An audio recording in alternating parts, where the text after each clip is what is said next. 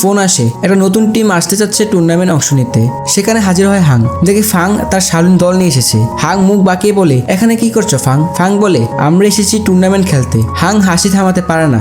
এই হচ্ছে তোমার টিম? সবাইকে দেখে এসে হেসে গড়াগড়ি খায়। তোমার এন্ট্রি ফিও আমি দিয়ে দিচ্ছি, ভালো করে হারো অন্তত। শাওলিন ভাইয়েরা যদি অপমানিত, কিন্তু এই সুযোগে সবার মুখে আনন্দ। হাং ফাংয়ের দিকে তাকিয়ে বলে, আমার জুতো তো খুব নোংরা দেখাচ্ছে। তখন সামনে আসে সিং, জুতো পরিষ্কার করে আমি এক্সপার্ট। আর তারপরে সব ভাই একসাথে বলে, আমরাও পরিষ্কার করব। বেচারা হাঙ্গের জুতো নিয়ে বাইরে চলে যায়, কিন্তু কে বুঝবে তাদের সরল মন। শহরের ব্যস্ততা ছেড়ে একটুখানি সময় সিং নিয়ে আসে মিউকে একটি শপিং মলে। চারপাশে আলো ঝলমলে, ব্র্যান্ডেড শোরুম। মিউ একটু ঘাবড়ে যায়, অত সুন্দর জায়গায় সে অভ্যস্ত না। সিং ধীরে ধীরে নিয়ে যায় এক দোকানের সামনে, কিছু সুন্দর ড্রেস। সিং বলে, একদিন আমি তোমাকে এটা কিনে দেবো। মিউ কিছু বলে না, শুধু চুপচাপ দাঁড়িয়ে থাকে। সিং আবার বলে, তুমি জানো তো তুমি এই জামাটা থেকে অনেক সুন্দর। মিউ আবার একটু হেসে নিচের দিকে তাকায়। চারপাশে মানুষ, দোকানের আলো, কিন্তু ওদের মুহূর্তটা একেবারে নিজস্ব। পিছন থেকে একটা কণ্ঠ, এক দোকানের কর্মী সিংকে ডেকে নেয় কাজে ফেরার জন্য। এই আর দেরি করিস না, কাজ শুরু কর। মিউ সিং এর দিকে তাকায়, কিছু না বলেই চলে যায়। শাওলিন টিম মাঠে প্রবেশ করলো। তারা